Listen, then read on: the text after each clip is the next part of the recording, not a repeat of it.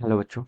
Let's read this question. So this question says the force required to just move a body up the inclined plane, which double the force required to just prevent the body from sliding down the plane.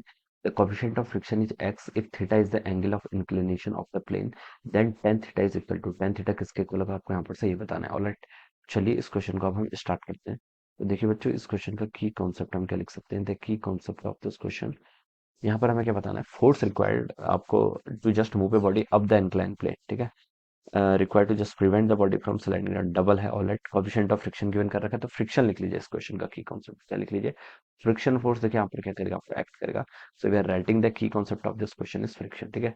Friction को देखिए हम कैसे define करेंगे।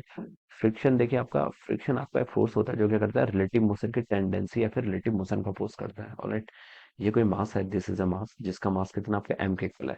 That कोई body है जिसका मास कितना M के इक्वल है, तो इस पर कौन सा फोर्स लगेगा, एक फोर्स इस पर mg लगेगा in this direction. mg force आपका ऐसे डाउनवर्ड डायरेक्शन में लग जाएगा, ठीक है। ये आपका देखिए वेज क्या कर रहा है, इसका मोशन को कंस्ट्रेंट कर रहा है, तो एक नॉर्मल फोर्स लगा लेगा। ये एंगल थीटा है, तो बाय ज्योमेट्री बता सकते हैं एंगल भी कितना होना चाहिए, थीटा के इक्वल होना चाहिए। तो ये आपका देखिए नॉर्मल के कंपोनेंट लिख लीजिए। ये कंपोनेंट जो होगा जिसमें लिख सकता हूँ यहाँ पर mg cos थीटा। mg का एक कंपोनेंट इस डायरेक्शन में आएगा, जिसे मैं लिख सकता हूँ आपका mg का sin थीटा, ठीक है। तो ये तो आपके इन जनरल कंपोनेंट आ गया। अभी तक मैंने फ्रिक्शन वगैरह कुछ कंसिडर नहीं किया। अब बोल रहा है कि देखिए the force required to just move a body up the incline plane, ठीक है। अगर body up the incline move करे, जस्ट मूव लिखा है तो हम कंसिडर करेंगे कि जस्ट मूव करने के लिए, ठीक है।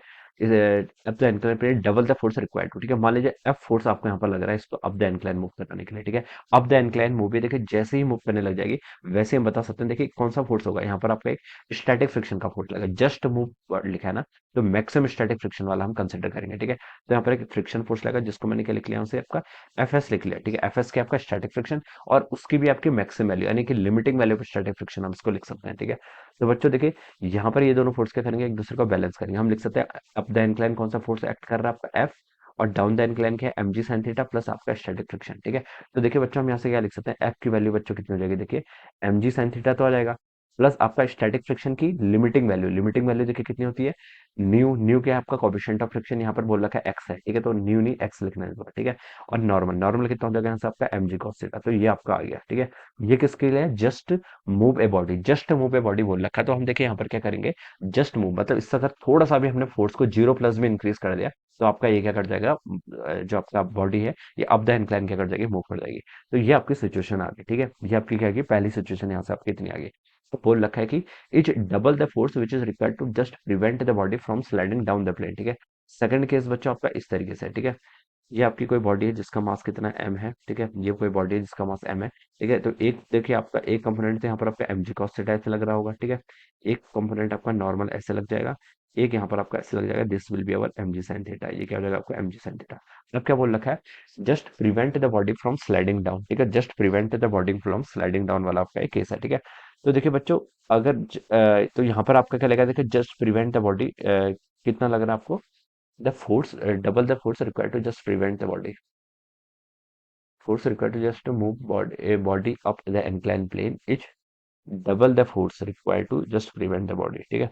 इस फोर्स को बच्चों आप मान लीजिए F1 बोल दीजिए, ठीक है। और यहाँ पर जो आपका फोर्स लगेगा, ठीक है, इसको देखिए हमें क्या करना है, प्रिवेंट द बॉडी, बॉडी को प्रिवेंट करना है स्लाइडिंग डाउन से। तो ये फोर्स देखिए हमें इस डायरेक्शन लगाना पड़ेगा, दिस विल बी अवर, ये क्या होगा आपका F2 होगा, ठीक है। ये फोर्स कौन सा लग जाएगा यहाँ पर आपका, F2 लग जाएगा। ये हम यहाँ पर से बता सकते हैं।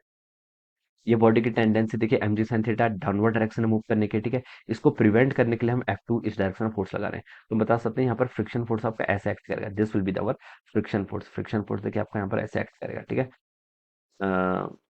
2 mg sin थीटा, F2 यहाँ से हम क्या देखिए क्या लिख सकते हैं, यहाँ से हम लिख सकते हैं F2 की value, just prevent the body, alright. Just mg sin theta तो आपको ऐसे लग जाएगा, ठीक है। और ये हो जाएगा आपका mg cos थीटा आपका इस डायरेक्शन में लग जाएगा, ठीक है। ये आपका फ्रिक्शन फोर्स होगा, सॉरी फ्रिक्शन फोर्स आपका इस बार इस डायरेक्शन में लग जाएगा, ठीक है। ये बता सकते हैं। तो यहाँ से हमें बोल रखा है देखिए F1 आपका किसके इक्वल है, आपका 2 टाइम्स F2 के इक्वल है, ओके। और F2 की वैल्यू बच्चों यहाँ से आप कितने लिख सकते हैं, यहाँ से F2 हो जाएगा यहाँ से देखिए आपका mg sin थीटा तो डाउनवर्ड डायरेक्शन में एक्ट कर रहा है, ठीक है। माइनस आपका कितना हो जाएगा यहाँ से आपका, माइनस आपका फ्रिक्शन फोर्स। फ्रिक्शन फोर्स से क्या होगा आपका, जस्ट प्रिवेंट कर रहा है ना, तो स्टैटिक फ्रिक्शन एक्ट करेगा मैक्सिमम वैल्यू, और उसकी वैल्यू हो जाती है आपकी coefficient of friction into N. N कितना हो जाएगा यहाँ से आपका mg cos थीटा, ठीक है। तो ये आपका आ गया, F1 भी कैलकुलेट कर लिया आपने, और यहाँ से आपने M2 भी क्या कर लिया, कैलकुलेट कर लिया, ठीक है। अब हमें बोल रखा है F1 आपका 2F2 के इक्वल है, तो यहाँ से हमें टेन थीटा फाइंड आउट करना है, ठीक है। थीटा आपका इंक्लिनेशन है, टेन थीटा फाइंड आउट करना है। तो बच्चों देखिए आप क्या कर लीजिए, बस आपको जस्ट में आप क्या रख लीजिए, यहाँ से जस्ट वैल्यूज रख लीजिए। तो ये हो जाएगा, देखिए आपका यहाँ से लिख लीजिए एम जी का साइन थीटा प्लस आपका कितना हो जाएगा एक्स टाइम्स एम जी का cos theta, it should be equal to, ये किसके इक्वल होगा आपका टू टाइम्स, देखिए एम जी का साइन थीटा, टू से मैंने मल्टीप्लाई कर दिया F2 को, ठीक है, माइनस आपका टू एक्स एम जी का कॉस थीटा, ठीक है, ये टर्म यहाँ से ऐसे हो जाएगी, ठीक है। अब बच्चों देखिए एक एम जी का साइन थीटा यहाँ पर है, यहाँ पर आपका टू एम जी का साइन थीटा है, इसको मैं राइट साइड लेके जाऊंगा तो सिंपली ये कितना बन जाएगा आपका एम जी का साइन थीटा, ठीक है। यहाँ पर आपका X M G cos theta, ये माइनस टू एक्स इधर आएगा तो कितना हो जाएगा आपका three X times our M G का कॉस थीटा, ये वैल्यू आपके यहाँ पर से इतना आ गया। एम जी से बच्चों आपके यहाँ पर एम जी कैंसिल हो जाएगा, और थ्री एक्स की वैल्यू बच्चों कितनी हो जाएगी यहाँ से आपकी टेन थीटा के इक्वल आ गई, ठीक है। तो हमसे यही पूछा था कि टेन थीटा किसके इक्वल होगा, तो टेन थीटा तो बच्चों आपका थ्री एक्स के इक्वल आ गया, यानी कि बी ऑप्शन यहाँ से आपको मैच करना चाहिए, ठीक है। क्या लिख सकते हैं, बी ऑप्शन क्या होना चाहिए इसका, ऑप्शन की तरफ नहीं आपका करेक्ट आंसर, ठीक है। तो इस तरीके से बच्चों क्या करेंगे, इसको हम यहाँ पर सॉल्व करेंगे, ऑलराइट। देखिए यहाँ पर हमसे बोल रखा है कि just move a body up और जस्ट प्रिवेंट द बॉडी, तो हम यहाँ पर लिमिटिंग वैल्यू को ही क्या करेंगे, कंसिडर करेंगे। पर ध्यान इस चीज का रखना है कि स्टैटिक फ्रिक्शन की डायरेक्शन अपोजिट हो जाएगी दोनों केसेस में, ठीक है। पहले केसेस में तो देखिए just move up the body, body अब देखिए ऊपर को जस्ट मूव करने ही वाली है, तो हम बता सकते हैं फ्रिक्शन फोर्स आपका इस डायरेक्शन में लगेगा, ठीक है। और जस्ट स्लाइडिंग डाउन का केस में देखिए फ्रिक्शन फोर्स देखिए क्या करेगा, इसके फ्रिक्शन फोर्स देखिए करता क्या है, रिलेटिव मोशन का अपोज। सेकंड केस में बॉडी की आपकी डाउनवर्ड मूव करने वाली है, ठीक है। तो फ्रिक्शन फोर्स क्या लग जाएगा आपका अपर डायरेक्शन में ऐसे एक्ट हो जाएगा, ठीक है। तो यहाँ से हम इसको ऐसे सॉल्व कर लेंगे। तो B option will be the right answer. So I hope you all understood this concept. All the best and thank you so much.